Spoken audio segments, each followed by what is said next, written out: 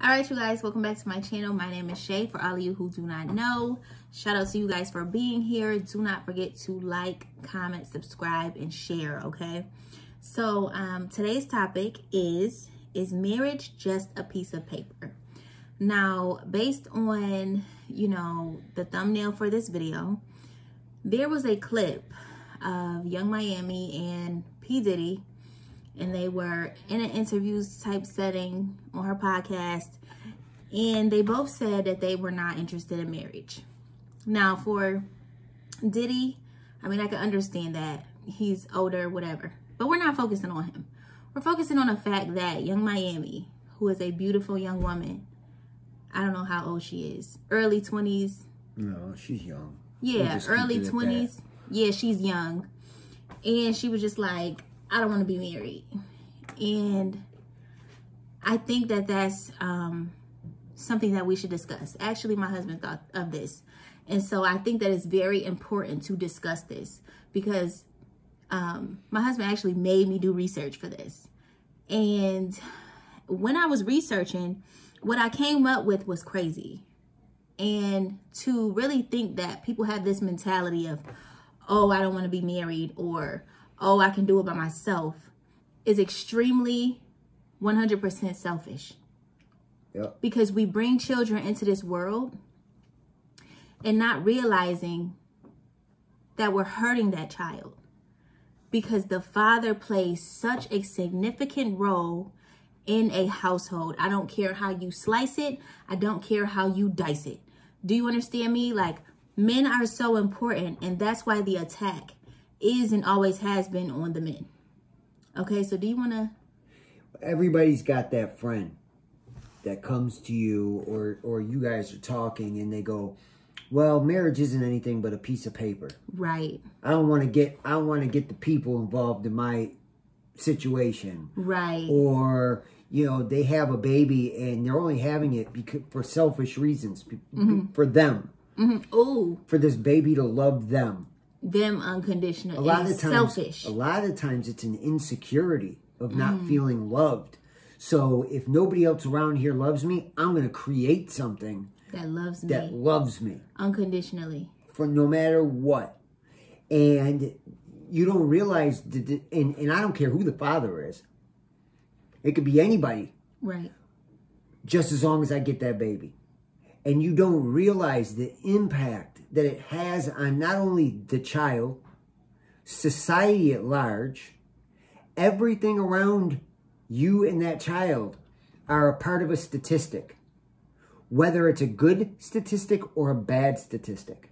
Right. And if you take your views out of this, because this isn't about what you believe in or what I believe in. Right. This is strictly by the numbers. We could be sitting up here telling you all sorts of crazy stuff about our belief systems. But the numbers will never lie. Absolutely. They will back up everything. And take everything out of it and go start with the statistics. No, I'm not going to start with the statistics because I am a Christian woman. It would be crazy of me to start with the statistics, but I am going to talk about, the spiritual aspect of it and how it affects, how a fatherless home affects children. Okay, but first we're going to start off with what is marriage. And I'm going to be reading off my handy dandy notebook that I've done all this beautiful research. So I really hope you guys enjoy this video. So what is marriage? Marriage is a union of two people joined as one, specifically one man and one woman. Okay, despite what people talk about and, oh, you can marry who you want, oh, you can love who you want. One man and one woman, because two women cannot put into a child what one man and one woman can. Well, it's impossible. Create a child. Exactly. Not even that. Take that part out of it. But there are certain things that a child needs that only a dad can give. Mm-hmm. That's God-given. Okay? So, again, like when we think about God and how he created man, first, of course, he has to instill certain things from a man. You understand? Yep. So, again, it's a union between two people, specifically one man, one woman. It establishes rights and obligations over them and over their children. So when we get into these relationships and we're being irresponsible, or, you know, we have a mistake or something is done to us and we end up with a child, we don't understand how serious it is for that child to have both mom and dad. Okay, so again, I've said this many times on this channel. When the parents aren't married, Satan steps in and can have his way. He can have full reign over your children unless you are a praying mother. Period. It's biblical, it's spiritual, and that's what this is. Like, when, you know, these things are coming up against your children, this is all spiritual. Okay, so there are many people who say marriage is just a piece of paper, or I never want to get married. But in reality, those are the main ones with multiple children, with multiple men. And those children can and will fall victim to Satan's devices. Absolutely. Okay, so what are Satan's devices? You know, these are the statistics, but Satan's devices are these statistics. Yep. It's the same thing, like from a spiritual point and a worldly point of view. It's the same thing. So his devices, you can become the victim or the perpetrator of gun violence. A lot of single mothers are burying their sons. They're burying their daughters. Listen, little babies are getting a hold of guns lately, shooting their parents on accident. Like Satan's devices. Okay, so teenage pregnancy, high school dropouts, drug and alcohol abuse, stripping and prostitution. It's a proven fact that single mothers produce the most homosexual, lesbian, and LGBT members. Okay, jail and incarceration. A lot of single mothers never see their sons again. They're doing real time, real bids, right? Poverty. That's one of Satan's devices. You can't figure out why you can't dig yourself out of this hole. Poverty, okay? Drug dealers. They feel like they need to provide for mom, right? You can chime in at any time. No, listen. They feel like, you know, they need to take care of mom and take care of the household because there was never a man in the house to do that. So they go out and make the fast money and end up getting themselves in trouble. Okay, Satan's devices. And there are so many other bad things under the sun that Satan uses against our children. And the most important part to understand and remember out of this is that if a dad was in the home, these things would be at a lower percentage. So, you know, if a single mother can fight these demons off of her children, then she truly is a woman of God and she is a woman of faith. Now, although I am a Christian woman with Christian values and views, I want you to understand that I'm not going to speak from my values and my views any longer. I'm going to speak straight statistics, which is what you want to get into. So we're about to get into those. I want you to read them. Okay. Okay. And also, when you hear some of these, or when you hear someone say, oh, I don't want to, you know, I could do it by myself, I can have a baby by myself, I want you to remember these statistics because they're sad. It is disappointing. Okay, so it's from. So this is from a website, and now all of these statistics have been pulled from government, like the census and the government websites and things. Right. These aren't things that are made up by these particular websites. They're only collecting the data from the government and, you know, relaying it through their website. So in a fatherless home, 85%, you have an 85% chance of youth going to prison, like, or boys' homes or group homes or places like that. 71% of fatherless homes have high school dropouts. 90% end up, now of all the homeless and runaways, 90% of those children are from fatherless homes. 60% of youth suicides are from fatherless homes. Now, let's pause real quick. Those are all above half by a lot. Absolutely. Now, I want to reread this because I read this in her hand, so I wasn't sure, like she wrote it for her to write, but I want to reiterate a couple of things. 85% of all youth that is in prison or juvenile detention homes are from a fatherless home. Single mothers. Single moms. So when you think about, oh, I don't, and y'all listen to these people, these famous people, and they're saying these crazy things, and you're like, oh, you know, they must be right. If they can do it by themselves, then I can do it by myself. And you need to understand that it could be your child. But what they're telling you is a lie. It's a lie. Because they're married. No, Young Miami's not married. No, I'm not talking about, no. There's more than one celebrity on the planet. And if you look at the Cardi B's, the Nicki Minaj's, they have children, and guess what? They're married. But they talk all They're telling you to go out and do all sorts of crazy stuff. They're not doing any of it. They are married. Now, do they have issues in their marriage? Yeah, we all do. But nonetheless, they're married with a father in the home. So when they're telling you to do all these things and go here and go there and do this and do that. And accidentally create a baby. They're doing none of it. Right. 90% of all homeless and runaway children have no father in the home. 90%. 90%. That's 10% away from 100. That's crazy. And I bet you, you know what I would like to know? Out of that 10% that have fathers in the home, how many of those fathers are in the home but not in the home?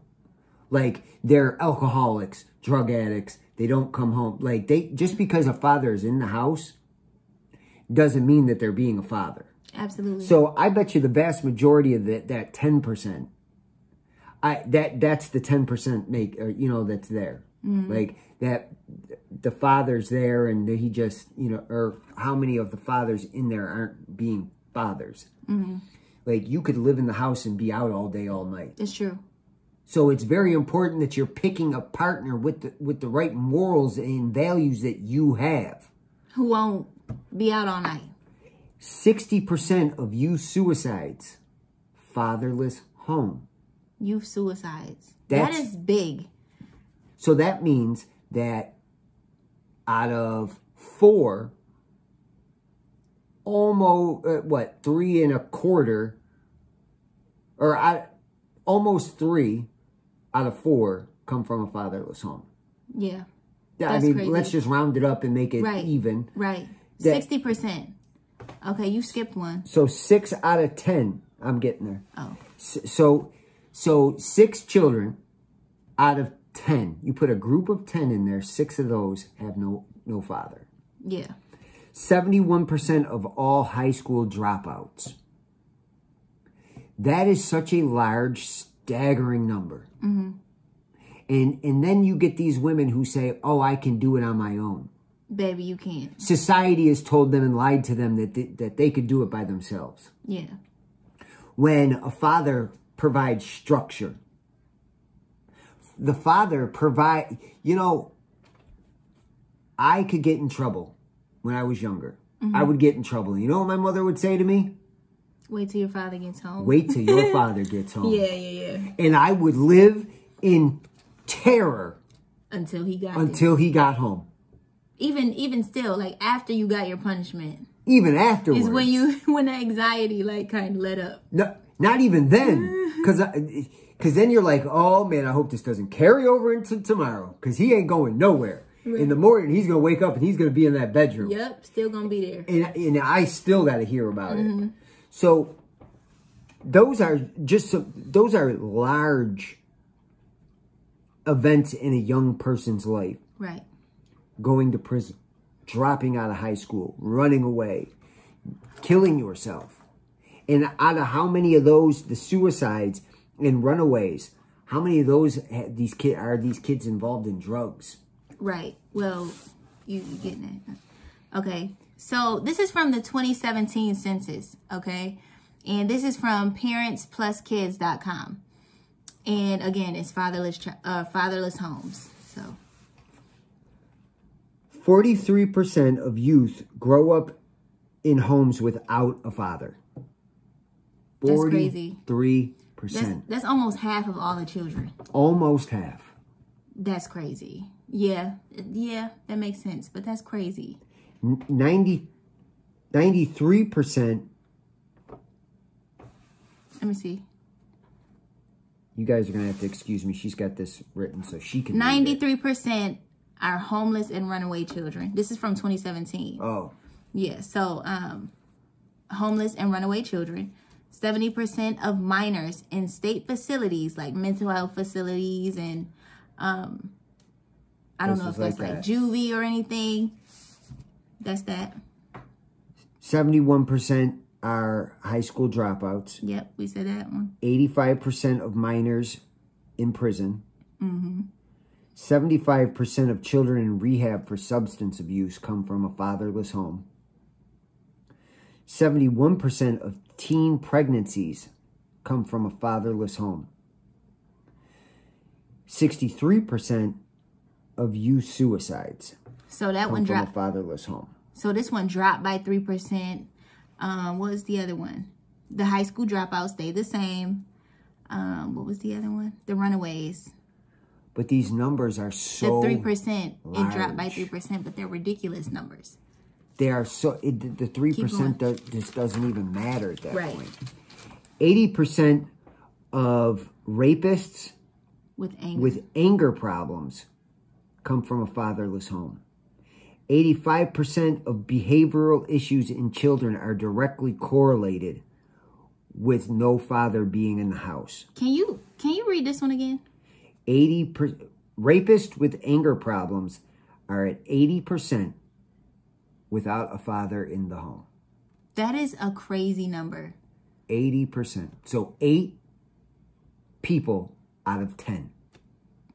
That's almost the whole group. Yep. So you take 10 rapists, 8 of them don't have a father in the house. Correct. That is crazy.